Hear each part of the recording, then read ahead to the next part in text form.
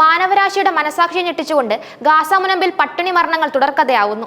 5 മാസം മാത്രം പ്രായമുള്ള ഇസ്രാബു ഹാലിബ് എന്ന കുഞ്ഞ് പോഷകാഹാരക്കുറവ് മൂലം ജീവൻ വെടിഞ്ഞത് ഗാസ നേരിടുന്ന ഭീകരമായ യാഥാർത്ഥ്യത്തിന്റെ മറ്റൊരു നേർക്കാഴ്ചയാണ്.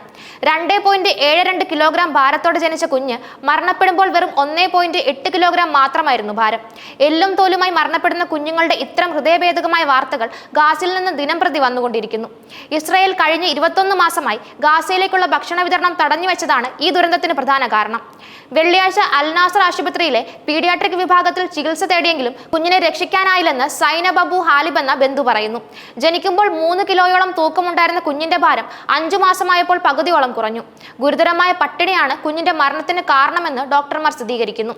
ഗാസയിലെ ആരോഗ്യ മന്ത്രാലയത്തിന്റെ കണക്കുകൾ പ്രകാരം ഇതുവരെ 87 കുട്ടികളാണ് പട്ടിണി മൂലം മരണപ്പെട്ടത്.